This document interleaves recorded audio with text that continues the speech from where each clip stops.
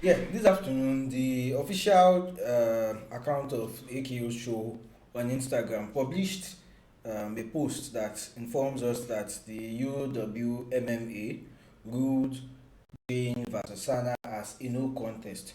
So immediately after the fight, there was a lot of mixed reaction about the outcome of the fight. You know, a lot of people thought that one person won. A lot of people thought that the other person won the fight. Each side with their own arguments as to why the fighter they thought won that fight.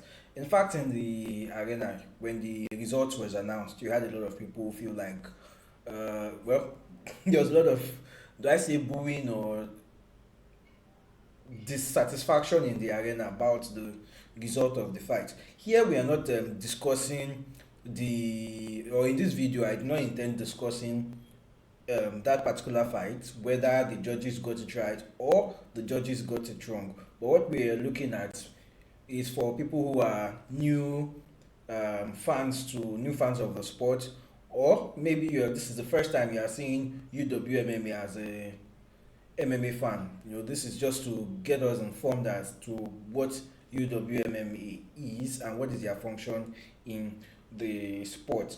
Now, just for you to know, this is not the first time UWMMA is overturning the decision of a fight. Um, in fact, in AKO, I think this is probably the second time, at least that I know of. The first one was when Fabian Texas fought Mahmoud Ibrahim, and this was at AKO 9.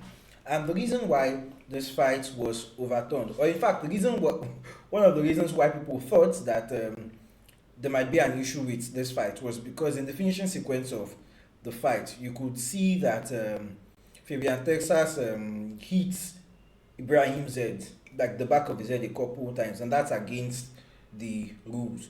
However, looking at what you have on topology here, the overturned reason is illegal fence grabbing. Okay, let's look at what happened here. So this is just after the fight, and you would see what Ibrahim is complaining about. And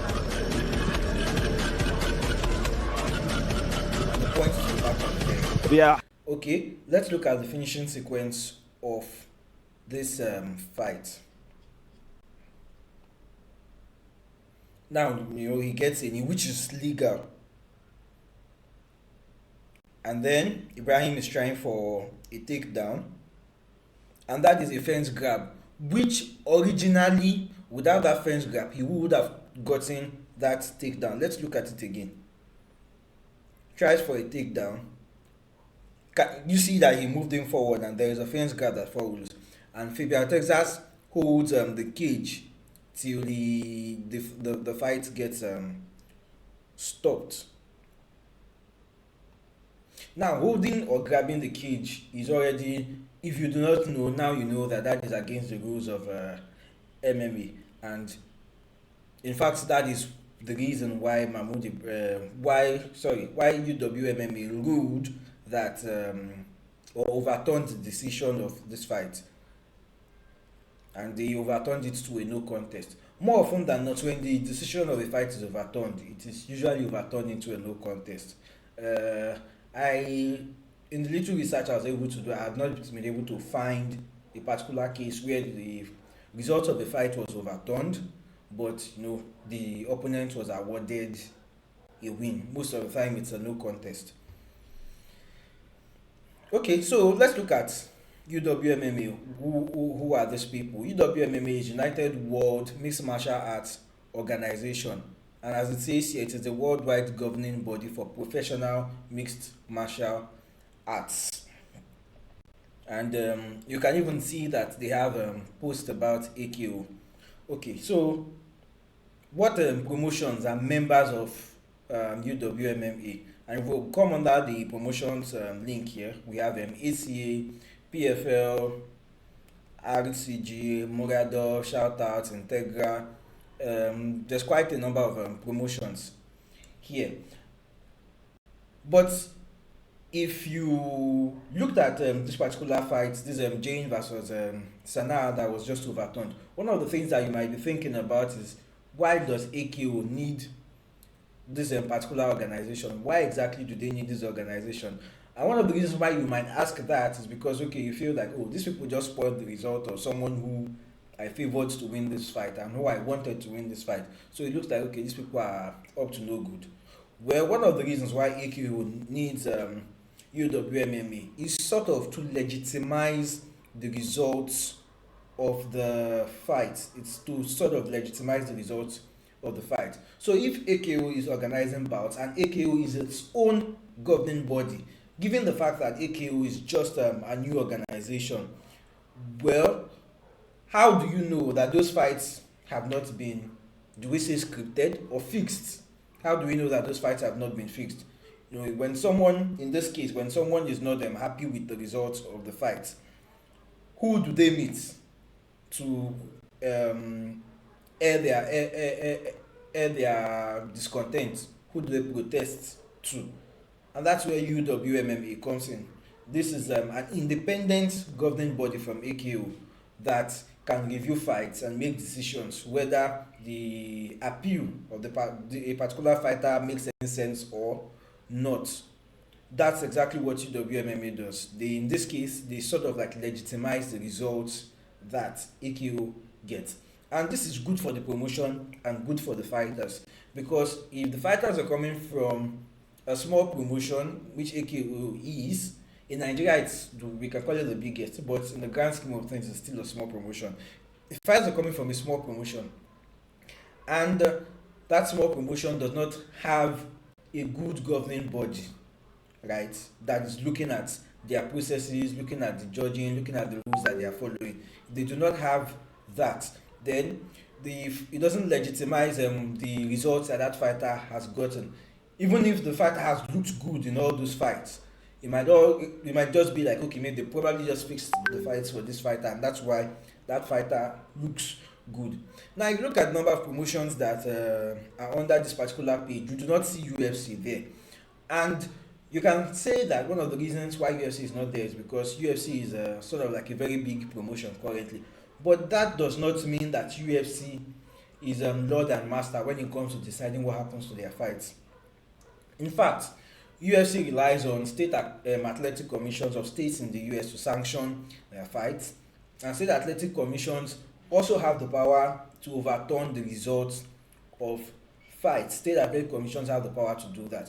In fact, state athletic commissions can also make different rules or can adjust the unified MMA rules for whatever reasons. They have the power to do that. So that's why the fact that UFC is not here, it doesn't mean that UFC does whatever they wish. That's exactly not the case. And in fact, there are several instances where UFC fights have been overturned. I would not be able to list all of them here, but there is this particular video by MMA on Point that gives 10 times that commissions actually overturned the results of fights. So some of these are in UFC, there is one in PFL, there is one in Bellator. You know, so that tells you that even for so-called big promotions, they are still beholden to a governing body. So the fact that AKO chooses, to answer to UWMMA, that's not a bad thing at all. Don't think of it as that. That's not a bad thing. So, are there any recent examples of when UFC fights got overturned? One of this is when Sean O'Malley lost to Merab, although this is a joke. Sugar State Athletic Commission, there's no such thing as that. But looking at something that's actually real, when Cody Brundage lost to Mansour Abdul Malik, in this particular fight, what happened here was that there was a clash of heads, and that was what led to the finishing sequence that Abdul Malik used to finish Cody Brundage. And what happened in this case? In Georgia rules, in their own bylaws, people will contest some things. They will appeal certain decisions based off a judge's discretion or a referee's discretion, and you're never going to win an appeal based on someone's discretion because it's just their opinion. Brundage explained back in June, but it says in the Georgia bylaws, in the way they do MMA there, they would not score unfinished rounds. Okay, so after contesting this particular fight, what did they do? The Georgia State Athletic Commission decided to judge the round or judge the fight based on what had happened prior to that clash of heads. And the clash of heads happened in the third round, if I'm correct here. It happened in the third round, but the third round was not complete. So that is what Cody Brundage went back to State Athletic Commission and said, no, you people are violating your own laws here. If you are deciding to judge based on if you're deciding to judge a 30-second round, the round is incomplete, and your bylaws already says that you can't do that. And so the commission actually agreed with Cody Brundage, and then the fight was ruled a majority draw. So that was how exactly that went. So is there a problem with overturning of fights? And does something like this have any positives? Now, one of the major places where most fans would have an issue with overturning of fights is when the person who they are supporting wins the fight and that result is overturned. That is where most fans would have an issue. But beyond the regular fan-based selfishness, let us look at it this way. It is possible that judges make very egregious errors. It is possible that referees also make egregious errors. And it would not be okay for fighters to be fighters' careers to be burdened with these errors that have been made by judges and by referees. Let us look at, for example, Alexander Volkov versus Cyril Gane, which is a quite recent fight this year, I think. Everyone thinks Volkov won that match, but the referees gave it to Cyril Gane, and because of that, Cyril Gane is most likely going to fight Aspinall for the title. Which, if you think of it, should probably have been Volkov, or maybe somebody else, but definitely not Cyril Gane. So you can see that sometimes bad decisions by the referees and judges can derail a fighter's careers, and if there is no way for correcting this kind of bad decisions, that's not exactly good for the sport. So even if your favorite fighter is negatively affected by this, look at the bright side. Your favorite fighter might actually be in a position where something like this might be useful for them. So don't always think of it that, oh, it's only going to affect me negatively. There are times where it could be a positive for you. And there are several examples of that. This particular fight could be an example of that also. So that's for this particular case of Jane versus Mandar Sanaa. What's the state athletic, rather, what UWMMA has proposed is that there be a rematch. If we look at this letter, that is what they proposed. So it says, we recommend that AKO schedules a rematch between both athletes after an appropriate preparation period. I encourage us to actually read the contents of this letter, because if we look at it, this is the judges' scorecard for that particular bout. One scores 48-47, another 49-46, another 50-45. Whatever you want to think about that is fine. But when this fight was given to 4 internationally experienced referees and judges for independent scoring, they all scored it in favor of Sanaa. And then there are some irregularities with the way the judges handled the scoring. If you see here, it says that one judge also failed to write down his round-by-round scores on his mandatory memory sheet. He submitted 5 identical scorecards, 10-9 for the blue corner, to the on-site supervisor. I believe that is most likely the person that judged 50-45. These inconsistencies raise serious concerns about the integrity and impartiality of the involved judges.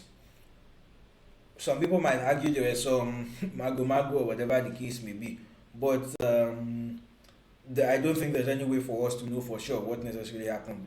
But what we know is that the judges were not necessarily up and doing, and because of that, 2 of them have been suspended for a minimum of 6 months, during which they must complete further UWMMA certification and training. So that is that about this particular decision by UWMMA to overturn the results of the fight. I believe you must have learned a thing or two today about um, governing bodies in MMA. So let us not look at this from negatives.